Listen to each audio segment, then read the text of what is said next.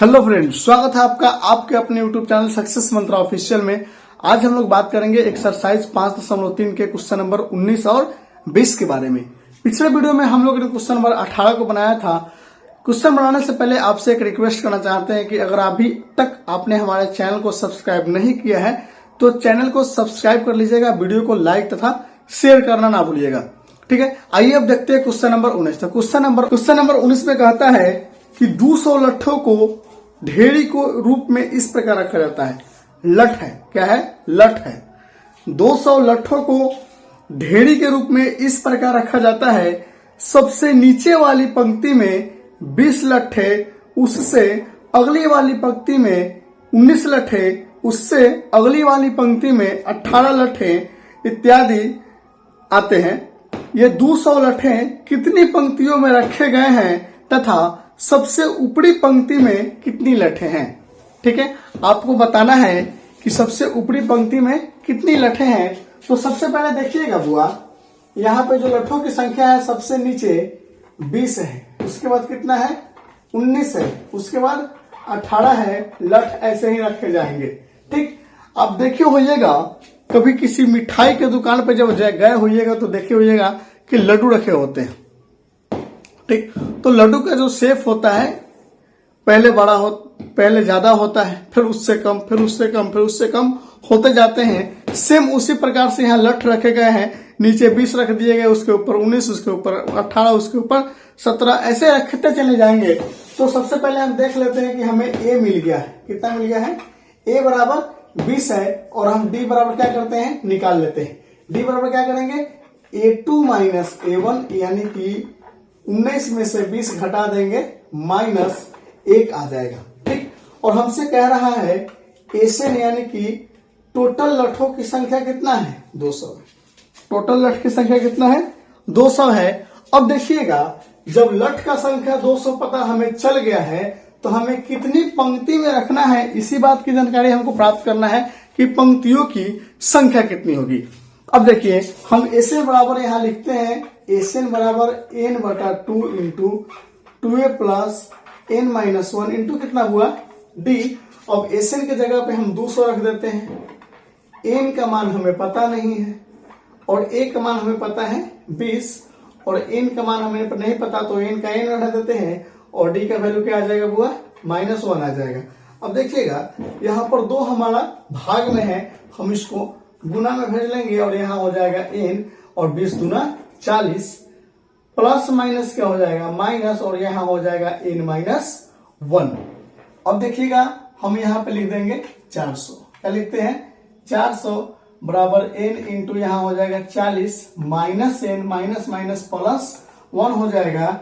ठीक, अब यहाँ लिखते हैं 400 बराबर n 40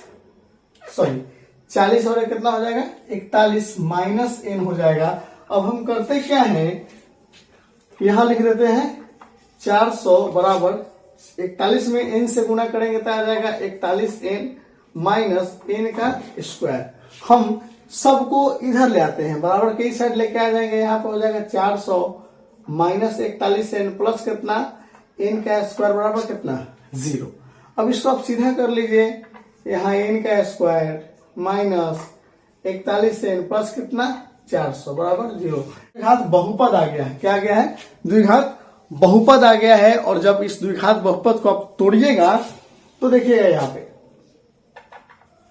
n square minus 16n minus 25n plus कितना हो जाएगा? 400 बराबर कितना हो गया? 0। अब यहां से इस दोनों में हम क्या करते हैं? n कॉमन निकाल लेते हैं। n कॉमन निकालेंगे तो n-16, और यहां से 25 कॉमन निकालेंगे तो n-16 बराबर क्या हो जाएगा? 0। अब देखिएगा, n-16 और n-16 कॉमन है हमारा, तो n-16 कॉमन निकालेंगे। यहाँ n- कितना हो जाएगा? 25 यानी कि 25। अब देखिए, n-16 बराबर 0 और n-25 बराबर कितना? 0।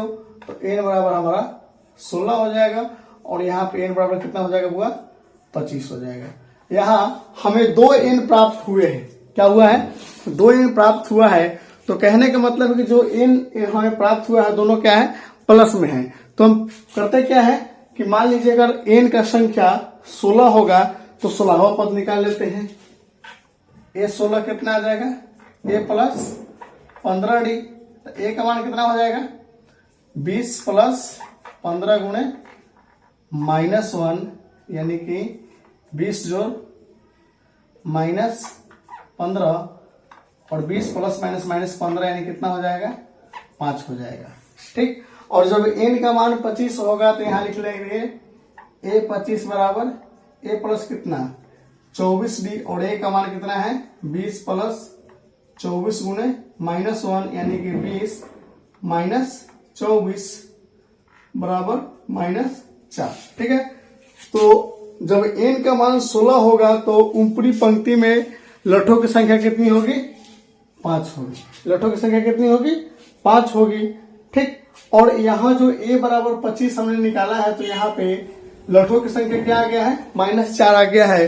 तो एक बात समझिएगा कि लठ जो दिया गया है कभी माइनस में नहीं होगा, क्योंकि संख्या जो है, जैसे मान लीजिए आपने लड्डू खाए हैं, 2 लड्डू खाइएगा, 4 लड्डू खाइएगा, 5 लड्डू खाइएगा, कभी -2 लड्डू खाए हैं नहीं ना।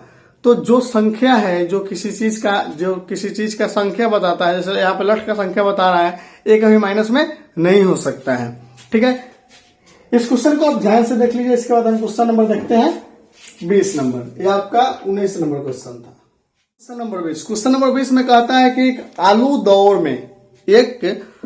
दौर में प्रारंभिक स्थान पर एक बाल्टी रखी हुई है जो पहले आलू से 5 मीटर की दूरी पे है तथा अन्य आलुओं को एक सीधी रेखा में परस्पर 3 मीटर की दूरी पर रखा गया है। इस रेखा पर 10 आलू रखे गए हैं। कितने आलू हैं 10 आलू रखे गए हैं। प्रत्येक प्रतिभागी बाल्टी से चलना प्रारंभ करती है, निकट आलू को उठाती है, उसे लेकर वापस आकर दौड़कर बाल्टी में डालती है। दूसरा आलू उठाने के लिए वापस दौड़ती है, उसे उठाकर वापस बाल्टी में डालती है और वह ऐसा तब तक करती है जब तक सभी आलू बाल्टी में न आ जाए। इसमें प्रतियोगी को कुल कितनी दूरी दौड़नी पड़ेगी। समझिएगा ध्यान से सवाल को। कहने का मतलब है कि मान लीजिए कि 10 आलू रखे गए। आलू की संख्या कितना है 10 है। यहां बाल्टी है, इसे हम बाल्टी मान लेते हैं। यहाँ पे ऐसा थोड़ा सा बाल्टी टाइप से बना देते हैं। एक क्या है बाल्टी है। यहाँ पे एक आलू है, यहाँ पर एक आलू है, यहाँ पर एक आलू है। ऐसे 3 4 5 6 ऐसे आलू रखे गए हैं। ठीक है, अब देखिएगा इसके बीच का जो दूरी है ना 5 मीटर है, इसके बीच का दूरी 3 मीटर है, इसके बीच का दूरी 3 मीटर है। यानी कि आलू के एक आलू से दूसरे आलू के बीच का जो दूरी है वो 3 मीटर है और बाल्टी से जो पहले आलू का दूरी है वो कितना है 5 मीटर है। और वो जो बच्ची है उसको करना क्या है, आलू के पास जाना है, आलू को उठा के लेके आके बाल्टी में डालना है, फिर जाना है दूसरे आलू के पास, वहां से उस आलू को उठा के बाल्टी में डालना है, फिर जाना है तीसरे आलू के पास। तो देखिएगा मान लीजिए यहां लिखते हैं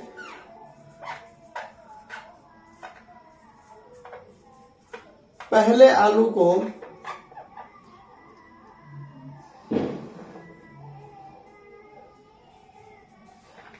लाने और